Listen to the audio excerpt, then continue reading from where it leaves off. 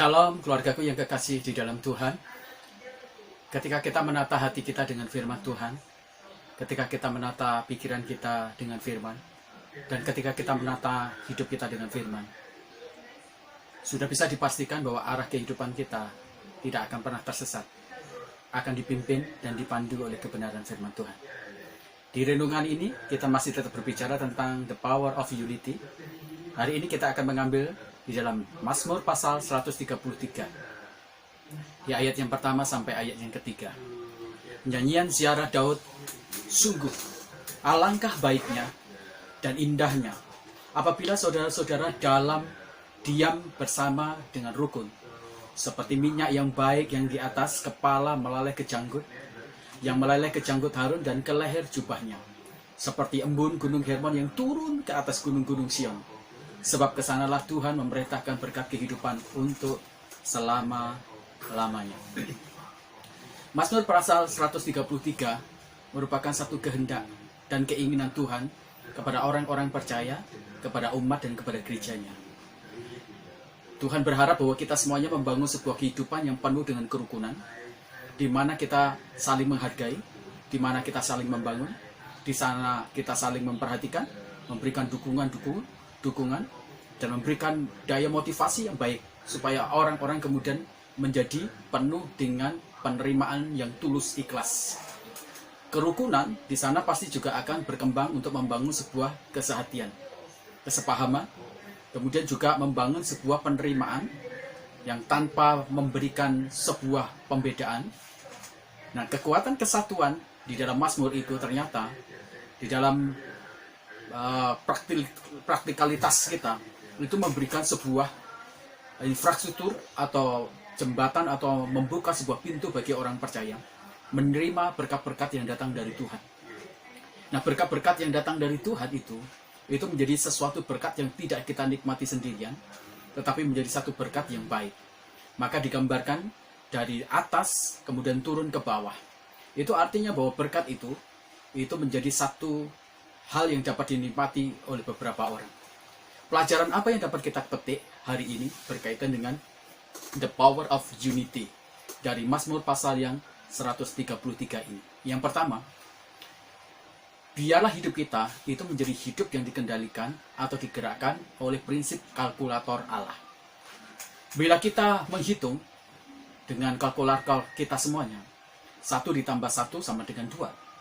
Tetapi dalam kalkulatornya Allah berbeda dengan kalkulator kita. 1 ditambah 1 bisa menjadi 1000, bisa menjadi 10.000, bisa menjadi 100.000, bahkan berjuta-juta.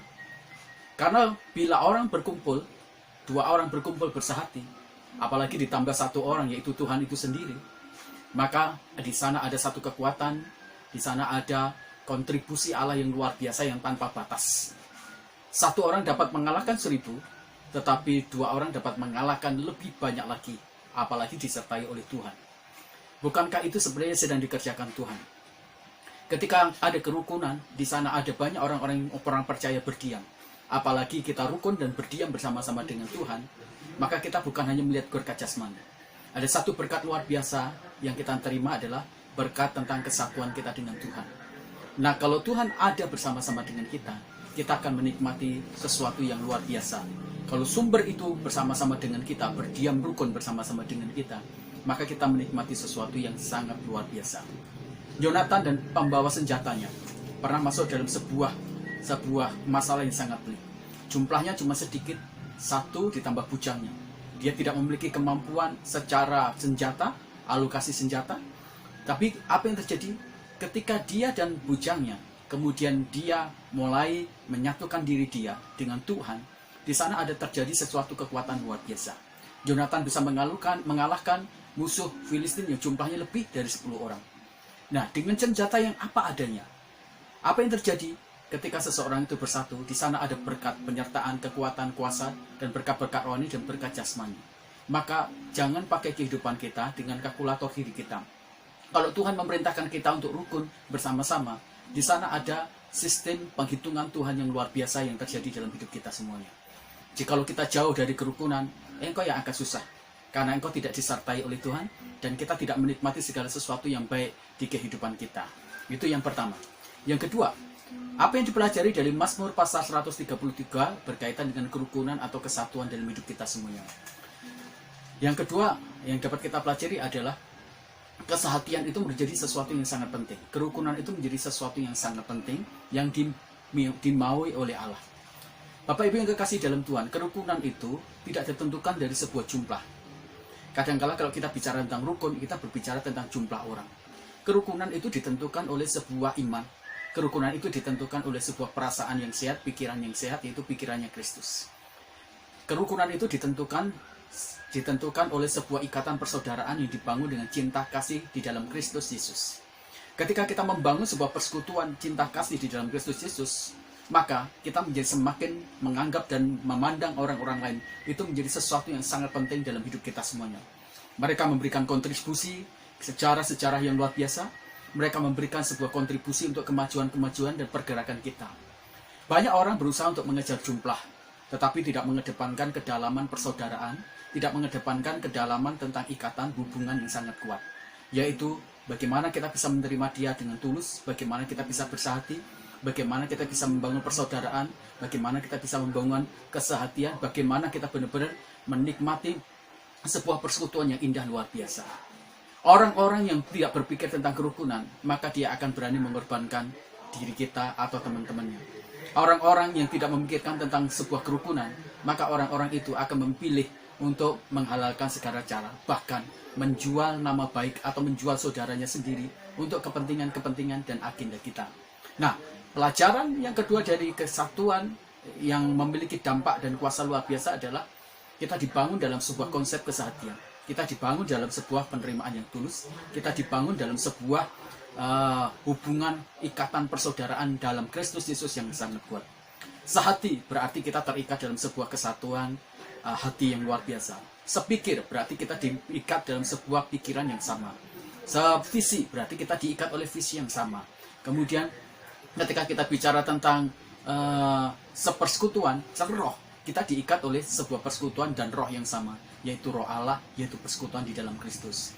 Maka ketika kita bicara tentang kesatuan, di sana ada satu bangunan kerangka, yaitu bangunan ikatan keluarga, bangunan persaudaraan, bangunan persekutuan, bangunan hubungan yang indah yang luar biasa. Camkan baik-baik. Sebuah hubungan dalam kacamata iman Kristen itu bukan hal yang biasa, tetapi itu hubungan yang sangat luar biasa. Kenapa? Karena berkat dan kutuk itu ditentukan dari hubungan. Kalau kita memiliki hubungan yang sangat intens dan kuat, intim dengan Tuhan, maka kita bisa menikmati segala berkat yang datang dari Tuhan. Kalau kita tidak memiliki hubungan yang kuat dengan Tuhan, kita tidak memiliki begitu banyak berkat-berkat yang Tuhan sediakan dalam hidup kita. Maka, mari kita membangun kerukunan dan kesatuan di hidup kita semuanya, bukan hanya berdengan dengan saudara seiman kita, tetapi juga dengan Tuhan Allah sendiri sebagai sumber berkat yang luar biasa.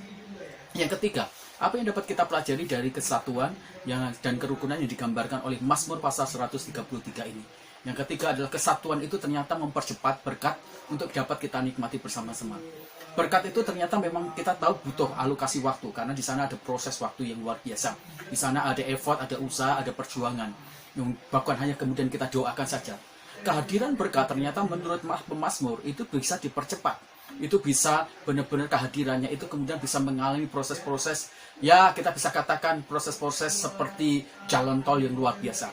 Cara mendapatkan mempercepat sebuah berkat, ya, supaya itu datang dalam kehidupan kita atau dalam sebuah persekutuan atau gereja atau dalam rumah tangga atau bisnis kita, ternyata di sana ditentukan dari apakah kita membangun sebuah persekutuan atau kerukunan yang sehat di dalam kehubungan kita semuanya, baik itu dengan Tuhan, baik itu dengan pimpinan rohani, baik itu dengan saudara seiman, di dalam gereja, apakah kita menciptakan sebuah kerukunan, kita menciptakan sebuah penerimaan yang tulus, kita menciptakan dan kita menghargai teman-teman kita, menerima mereka dengan tulus, dan kita saling memperhatikan, kita saling menghormati, kita saling mengangkat, kita saling kemudian menolong, saling kemudian mendukung.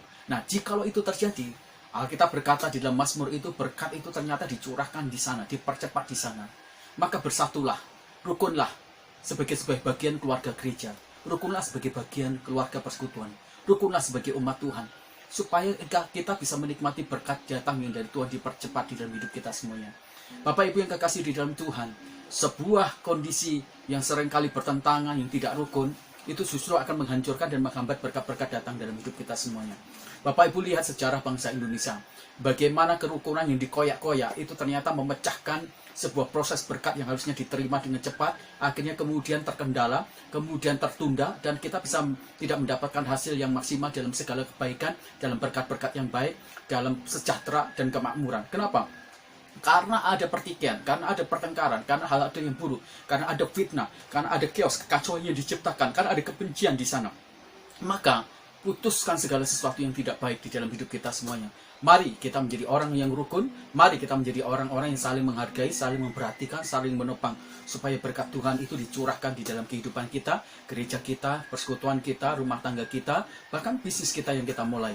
Tuhan memberkati kita semuanya. Mari kita berdoa bersama-sama. Bapa di dalam surga, kami berterima kasih karena Engkau baik, Engkau luar biasa. Engkau terus memberkati kami dengan berkat-berkat rohani, berkat firman Tuhan yang luar biasa.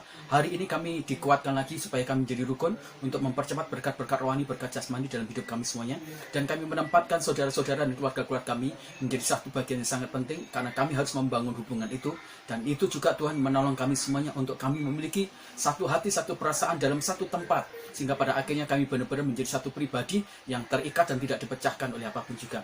Kami berdoa untuk bangsa dan negara kami cintai ini Tuhan, Engkau memberkati bangsa kami, Engkau berkati negara kami. Tuhan, kami berdoa supaya keselamatan dari Tuhan, anugerah dari pertobatan dari Roh Kudus itu sendiri dicurahkan bagi bangsa Indonesia, sehingga bangsa Indonesia boleh mengenal dan percaya kepada Tuhan Yesus. Kami berdoa juga Tuhan untuk orang-orang jahat yang bermain dan memainkan politik dan agama. Mereka yang berusaha mengacaukan, bermain chaos, berusaha merusak Indonesia ini, kami patahkan, kami hancurkan, dan kami tawan semua masalah Tuhan, perancangan-rancangan jahat mereka. Dalam nama Tuhan Yesus kami patahkan. Kami berdoa secara khusus juga untuk presiden kami, jaga lindungi Tuhan kekuatan kesehatannya dari orang-orang yang berusaha jahat, yang berusaha Tuhan melakukan hal-hal tindakan-tindakan rancangan-rancangan buruk dalam hidup dia. Tuhan jaga beliau Tuhan. Engkau memberkati dengan hikmat marifat supaya dia bisa mengurai dan mengambil keputusan-keputusan serta kebijakan-kebijakan yang sesuai dengan kebutuhan pluralitas Indonesia dan kebinekaan Indonesia, sehingga ada sejahtera dan kemakmuran. Kau berkati juga Tuhan supaya dia terus-menerus takut akan Tuhan, sehingga dia menjadi pemimpin yang adil dan bijaksana. Engkau memberkati Tuhan kota kami Cipanas. Engkau memberkati kota kami Tuhan dalam bidang perekonomian, agrowisata, agrobisnis, niaga, pertanian, perikanan, peternakan. Tuhan, Engkau memberkati supaya menggeliat ekonomi kami di Cipanas. Tuhan memberkati juga pemimpin lokal di kota kami Cipanas, baik itu bupati, camat, kelurahan, kepala desa, baik itu Tuhan RW RT. Tuhan, Engkau memberkati mereka secara ajaib luar biasa. Memberkati pergumulan gereja kami. Kami merindukan sebuah gedung, kami merindukan sebuah tanah untuk dapat kami pakai untuk mobilisasi Tuhan, untuk jemaat makin hari makin maju, kelas-kelas pemuritan, tempat-tempat konseling, tempat-tempat pertemuan-pertemuan yang bisa membawa kami semuanya bertatap muka, dan kami bisa Tuhan membangun sebuah hubungan dan relasi yang begitu indah. Kami berdoa untuk saudara-saudara kami, jemaat-jemaat kami, sponsor kami yang memiliki bidang keuangan, pergumulan di bidang keuangan, bisnis mereka, pabrik mereka, perhotelan mereka, kemudian Tuhan apapun juga, Tuhan Engkau campur tangan, berkati mereka semuanya supaya Tuhan usaha dan bisnis mereka mengalami kemajuan. Kami berdoa Tuhan untuk teman-teman keluarga-keluarga kami, sanak saudara kami atau mitra kami, bahkan mungkin pekerja atau karyawan kami sedang menghadapi masalah-masalah COVID-19. Tuhan, ketika mereka terjangkit, tangan Tuhan menjamah dan menyembuhkan secara ajaib luar biasa. Kami menyerahkan mereka semuanya dalam tangan kuat kuasa-Mu. Kami juga berdoa secara khusus untuk pergumulan-pergumulan saudara-saudara kami yang sakit, apa saja Tuhan Engkau jamah, Engkau sembuhkan secara ajaib luar biasa. Berdoa untuk pergumulan-pergumulan rumah tangga keluarga kami, anak-anak rumah tangga kami, bahkan Tuhan kami berdoa untuk ujian yang akan dilakukan oleh anak-anak kami semuanya, beri hikmat, marifat, juga kecerdasan sehingga mereka bisa mengerjakan. Terima kasih ya Tuhan, kami mengucap syukur hari ini karena kebaikan dan kemurahan Tuhan yang terus bekerja dalam hidup kami. Terima kasih Tuhan untuk pelajaran yang indah supaya kami hidup rukun bersama-sama, dan hadirat Tuhan, berkat rohani, berkat jasmani Tuhan ada di hidup kami semuanya. Terima kasih Tuhan Yesus, kami mengucap syukur. Haleluya, amin. Tuhan Yesus memberkati kita semuanya.